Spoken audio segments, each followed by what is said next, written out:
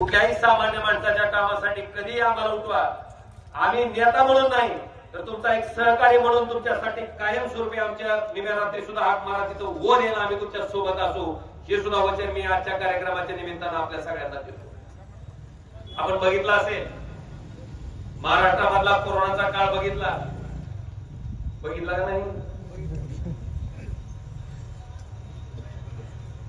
अक्षरशः माणसं कशी मरत होती बघितलंय आपण, काय अवस्था होती, काय परिस्थिती होती।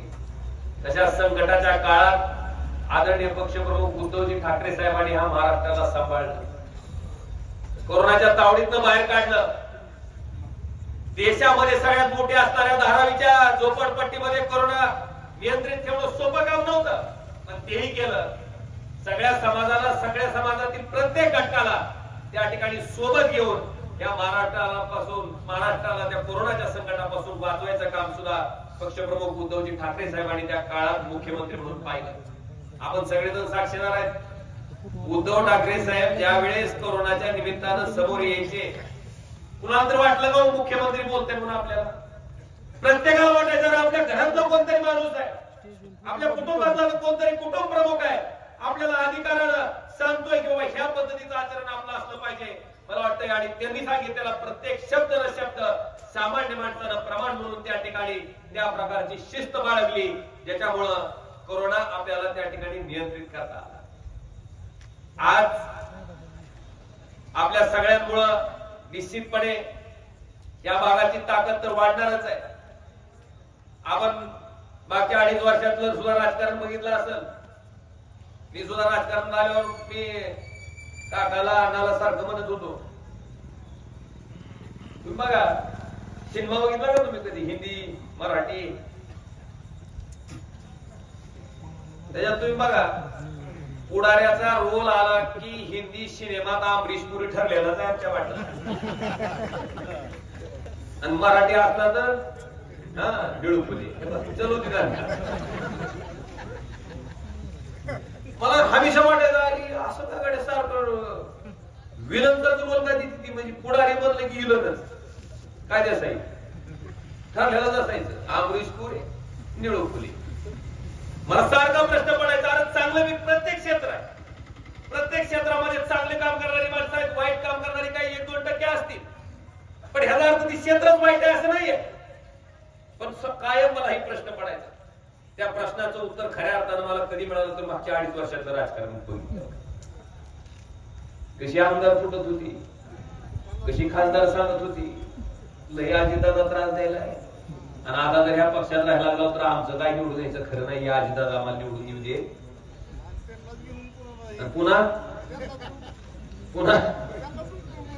तुम्हाला सगळं पाहिजे। तीच अजितदादा त्यांच्यासोबत गेला की ती चलते, काय काय कारण देत होती, हिंदुत्व धोक्यात आहे, हिंदुत्व वाचवायचंय म्हणून, बाळासाहेबांचे विचार वाचवायचे म्हणून, एक ना अनेक प्रकारचे शब्द आपण ऐकले असतील। मला आवर्जून सांगायचंय की या अशा पद्धतीच्या राजकारणामुळं खऱ्या अर्थानं सगळ्यात मोठं नुकसान कुणाचं झालं असेल तर भारतीय जनता पार्टीचं झालं। कुणाचा मी पक्ष फोडायचा माणसं आपल्याकडे घ्यायची, तुम्हाला पटतंय का? मी गावात सुद्धा एखाद्या गरीब माणसाचं घर जर मोठ्या सावकारानं जर ताब्यात घेतलं तर अख्खं गाव कोणासोबत राहतंय, सावकारासोबत राहतंय का गरीब माणसासोबत राहत? गरीब माणसा, कारण त्याला माहित असत। त्याच पद्धतीनं भारतीय जनता पार्टी वागली। पहिल्यांदा आमची पार्टी फोडली, आमचा मान न्याला, आम्हाला दिली मशाल, आम्ही बघत होतो तर घड्याळवाल्याचं काय होतं तर घड्याळ गेली घेऊन त्याला दिली तू तारीख, हे चलू दे म्हणली। कसं आहे ती बघितलंय तुम्ही आम्ही, म्हणजे पक्षाचे पक्ष फोडायचे, आमदाराचे आमदार फोडायचे, आणि पक्षच आमचा आहे, बघितला का नाही प्रकार? मला वाटतं ह्या पद्धतीचं जे राजकारण महाराष्ट्रात झालं, आणि त्याच्यातून मला बी लक्षात आलं, एक आमदार तर पाट्या, तिथं जाऊन काय काय टाइम सगळं बोलला, दुसऱ्या दिवशी तर तिकडं काय माणसं जात होती आणि मी साक्षीदार आहे. ज्यावेळेस हा सगळा प्रकार चालला होता मी स्वतः साक्षीदार आहे. कैलासवाल्याला सुद्धा अभिषेक होती. 50 नसाल 100 घ्या. हे बाबा काय ऐकायलाच तर ना म्हणले राज्यमंत्री करू आपण तुम्हाला. तरी बी बाबा नाही म्हणले कॅबिनेट मंत्री. कैलास दादानी प्रामाणिकपणे सांगितलं साहेब मुख्यमंत्री केलं तरी मला यायचं नाही, मला हे इथं आपलं राहू द्या म्हणले सुखानं. ह्या गोष्टी करायला सुद्धा माणसाच्या मनात दानत लागते, नियत लागते. मला वाटतं त्या पद्धतीचं काम कैलासदादांनी करून दाखवलं. प्रामाणिकपणे राहिले. आज 2.5 वर्षाच्या काळात सत्ता काळात मला आवर्जून तुमच्या सगळ्याला सांगायचंय की आपल्या जिल्ह्याचं शासकीय वैद्यकीय महाविद्यालय पहिल्यांदा आपण शासनाच्या मालकीचं आदरणीय पक्षप्रमुख उद्धवजी ठाकरे साहेब मुख्यमंत्री असताना मंजूर करून घेतलं, चालू केलं. पुढच्या वर्षी डॉक्टर झालेली लेकरं त्या ठिकाणी त्या कॉलेजमधून बाहेर पडते. कॉलेजचा विषय निघाल्यावर अजून त्यांना दुखणं लागत आहे. आम्ही सांगितल्या गोष्टी जाऊ दे, त्याच्याकडनं वळायचं आता. पण निवडणूक सगळ्यांनी बाबा तुम्ही जवळून बघितली. आज देशात काय चाललंय लक्षात येतं का नाही? ईडीची धाड कोणावर पडते हो? मी लोकसभेत सुद्धा म्हणलं अरे एखाद्या तरी भाजपवाल्यावर टाका दिसतं ना मला तरी सांगायला तरी आम्ही ह्याच्यावर सुद्धा टाकते बघा. एक सुद्धा नाही. ईडीची धाड विरोधात, आयटीची धाड, सीबीआयची धाड. खूर पिणाऱ्या बाईला सुद्धा कळालंय की ही ईडी सीबीआय कुणाच्या मागे लावते. नीचपणाचा कळस आमचे बालापूरचे आमदार देशमुख त्यांची लेकरं कुठल्या शाळेत जातात आणि त्याच्यासाठी किती फीस राहते भरली जाते ह्याची चौकशी अँटी करप्शन माध्यमातून जर केली जात असेल तर ह्याच्यापेक्षा नीचपणाचं काय? या पद्धतीचं राजकारण तुम्ही बघितलंय. आज मला अभिमानानं सांगायचंय मला मागच्या 5 वर्षात तर सारखं हिंदवलं जायचं. कुठं बाहेर गेलं काय झालं आम्ही ते एकत्र असताना आलो निवडून परपंच पुन्हा टाकलं मोडला आमचा लगेच घटस्फोट आणि प्रपंच मोडल्यावर सारखं हिनू हिनू हिनू हिनू आवाज मोदीचा पडवा म्हणलं आमचं काय होतं का नाही. त्याला सांगितलं मी नरहिरीताई खासदार होत्या बाबा हिंदू शिवाजी बापू कांबळे 2दा खासदार होतं म्हणलं. त्यावेळेस बाळासाहेब ठाकरे साहेबांचाच फोटो लावून लोक आली होती. इतिहास मी सांगितला पण बांधवांनो ऐकायला तयार नव्हते. कायम म्हणायचे अंधभक्त कायम काय म्हणायचे मोदीच्या म्हणून मागच्या निवडणूक झाल्यावर ह्या दुसऱ्या निवडणुकीला उमेदवारी भरल्यावर मी तुम्हाला आवाहन केलं की बाबांनो मागच्या वेळेस आपण 1,27,000 मतांनी मला विजयी केलं होतं. ह्या वेळेस ह्या निवडणुकीत त्याच्यापेक्षा एक का होणं पण आगाऊ मत टाका म्हणजे मला छाती ठोकपणे सांगता येईल की मी बाळासाहेब ठाकरेंचा शिवसैनिक आहे आणि बाळासाहेबांच्या उद्धव साहेबांच्या आणि महाविकास आघाडीच्या नावानं आज त्या ठिकाणी एक तरी मत अधिकच घेऊन मी या ठिकाणी निवडून आलो. गमत काय एक मत नाही आगाऊ टाकलं. 1,27च्या दुप्पट किती होतंय? मला वाटतं टिबल 3,29,800 पेक्षा अधिकच मताधिक्य देऊन तुम्ही 72 मतदारांनी दाखवून दिलं की हा हिंदू सम्राट शिवसेना प्रमुख बाळासाहेब ठाकरेंना मतदार. बांधवानो त्याची सुद्धा जाणीव मला आहे. जेवढं जास्तीचं मताधिक्य तेवढं जास्तीची जबाबदारी आहे. परिवाराला सुद्धा माहिती आहे जरी त्या पक्षात होते तरी आम्ही कधी जाऊ नाही. आता आमचा विरोधक जो उभा आहे आता आमचं भारत पाकिस्तानच आहे असं कधीच नाही. एखादं चांगलं काम जर ती करायला लागले असेल तर आम्ही प्रोत्साहन दिलं. कधी आडवं केलं आम्ही मांजरासारखं ते आमच्याकडे ती पद्धत बी नाही. मी आता ऐकलोय तुळजापूर मध्ये तरी जी सरपंच विरोधात आहे त्याची याचिका दाखल केलेली आहे म्हणून सगळी म्हणजे त्याला काय म्हणते ती दान जो आता इथं अजून पुन्हा अजून एखादा काय म्हणजे सगळी विरोधात घालवायची. अशा पद्धतीचा विचार मला वाटतंय की काय फार काळ टिकत नाही. मला तुमच्या सगळ्याला शेतकरी बांधवाला विचारायचंय की आज तुमच्यातलं जर एखादं लेकरू इंजिनियर झालं, स्वतःचा उद्योग टाकायचं म्हणून बँकेत जर गेलं, 5 लाखाचं 10 लाखाचं कर्ज घ्यायचं असेल, 2 लाखाचं कर्ज घ्यायचं असेल, तरी बँकवाला लगेच तुम्हाला म्हणतंय तुम्हाला अनुभव काय, विचारतंय का नाही अनुभव काय? आणि त्या अदानीला पटुशाला एका बी एअरपोर्ट चालवायचा अनुभव नव्हता, एक बी एअरपोर्ट त्याच्या नावानं नव्हतं. अख्ख्या देशातली एअरपोर्ट कुणाला दिले? अदानी. तेव्हा विचारलं का त्याला काय अनुभव आहे? ह्या पद्धतीनं देशाचं सरकार चाललं.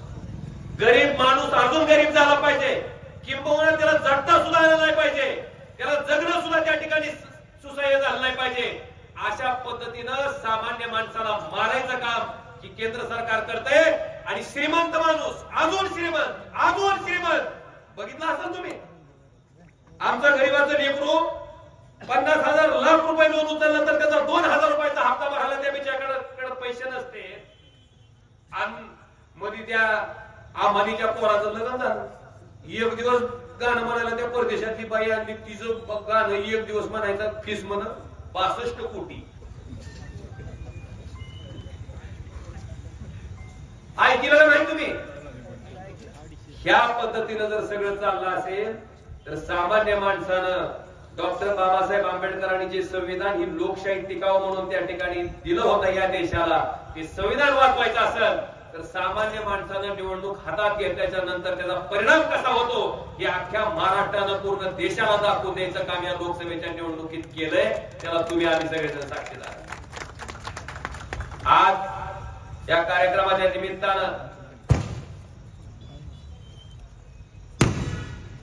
मला आपल्याला आवर्जून सांगायचंय की आता परवा काही ओळख नसलेली माणसं बी हिंडायला लागली ती मतदारसंघात, त्याच्या गुडघ्याला बाशिंग आहे आमदारकी. ताई सुद्धा खासदार झाल्याने सीट होते, उमेदवारी मिळाली. मला सुद्धा वाटायचं बाबा शपथ तरी घेऊन येऊ द्यावं म्हणजे थोडं शांत. अशी हिंडायला लागली ती हिंडणारी आम्हाला विचारते काय प्रश्न काय विचारला माहिती आहे त्यांनी, जयंत्याच्या तुम्ही वर्गण्या सुद्धा देत नाहीत खासदार साहेब. एक शहाणा म्हणते नाव घ्यायला इतकं नाही मोठं ते म्हणतंय वर्गण्या सुद्धा देत नाही. त्याला सांगायचंय मला आणि तुम्हाला बी सांगायचंय. आज महापुरुषाच्या जयंत्या असू द्या, तुमचा उद्या ईद मिलादचा कार्यक्रम आहे, उरूस आहे, छत्रपती शिवाजी महाराजांची जयंती आहे, छत्रपती संभाजी महाराजांची जयंती आहे, डॉक्टर बाबासाहेब आंबेडकरांची जयंती आहे, अहिल्यादेवी होळकरांची जयंती आहे, अण्णाभाऊ साठेंची जयंती आहे. या जयंत्याच्या वर्गण्या काय चाललंय हो? खरं खरं कबूल आहे का हो तुम्हाला? हे कशासाठी चालतंय सगळं? खरंच या महापुरुषाचा सन्मान आपल्याला असेल, हे जर खरंच महापुरुषाबद्दल आपल्याला काही वाटत असतं तर वयाच्या 16व्या वर्षीच्या छत्रपती शिवाजी महाराजांनी रायरेश्वरावर शपथ घेतली स्वराज्य स्थापनेची आणि अख्खा आयुष्य त्या ठिकाणी खर्ची घातला ते स्वराज्य त्या ठिकाणी निर्माण व्हावं म्हणून. या शिवाजी महाराजांची जयंती, या महापुरुषांच्या जयंत्या या साजऱ्या करत असताना काय करायली तरुण पिढी तर सगळ्याकडून वर्गणी गोळा करायची, 2 लाखाची 4 लाखाची सुपारी देऊन मोठा डॉल्बी आणायचा, डीजे आणायचं, डीजेवर गाणं लावायचं झगा आणि पुढं मग तुम्हाला माहितीये पुढं काय. ही योग्य आहे का? अशा पद्धतीने जर कुठल्याही महापुरुषाच्या जयंत्या साजऱ्या करणार असाल तर खरंच माझा विरोध आहे, नम्रपणे विरोध आहे. मला दारासुद्धा म्हणायची उगाच तुम्ही दाराची घेता नाही म्हणलं काय आपल्याला पटत नाही की नाही. मला आपल्याला आवर्जून सांगायचंय की अशा जयंत्याला वर्गण्या देण्यापेक्षा पोरं त्या ठिकाणी डॉल्बीच्या पुढं चांगली पोरं व्यसनाधीन होऊन दारूच्या आहारी जाऊन नाचवण्यापेक्षा मला अभिमानानं सांगायचंय की मी आणि कैलास दादांनी नीटच्या परीक्षेत पास झालेल्या त्या 20 विद्यार्थ्यांची 20 लाख रुपये फीस भरली आणि ती 20 लेकरं आम्ही डॉक्टर केली. आमचे पैसे कष्टाचे पैसे कुठं खर्चायचे आम्हाला अधिकार आहे ना आणि मला अभिमान आहे. कुणाला दिले आम्ही? एक लेकरू होतं ज्याची आई धुणेमांडी करत होती पण नीटच्या परीक्षेत पोरगी पास झाली, पण लागणारी 1 लाख रुपये फीस भरायची ऐपत सुद्धा त्या पुरीची नव्हती. बिहाचा गाडा चालवणारा माणूस त्याचा पोरगा पास झाला पण 1 लाख रुपये भरायची ऐपत नव्हती त्याची.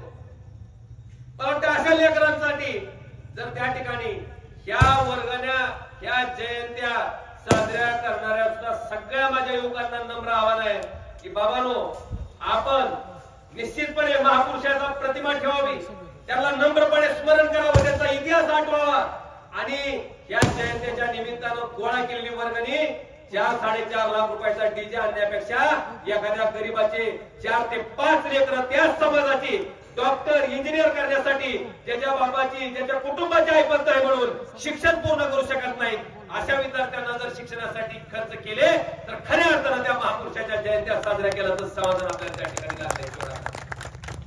मला वाटतं ह्या पद्धतीची भूमिका त्या ठिकाणी प्रत्येकाने स्वीकारणं गरजेचं आहे.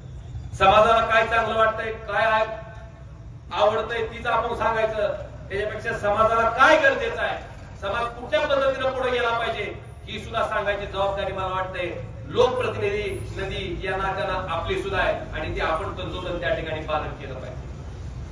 आज त्याला माहित नसेल की असंख्य विद्यार्थी आहेत, असंख्य गरीबाची लेकरं आहेत आणि त्याची जाहिरात बी आम्ही करीत बसत नव्हतो, अमुकाला एवढं दिलं तमुकाला नाही, बिलकुल नाही.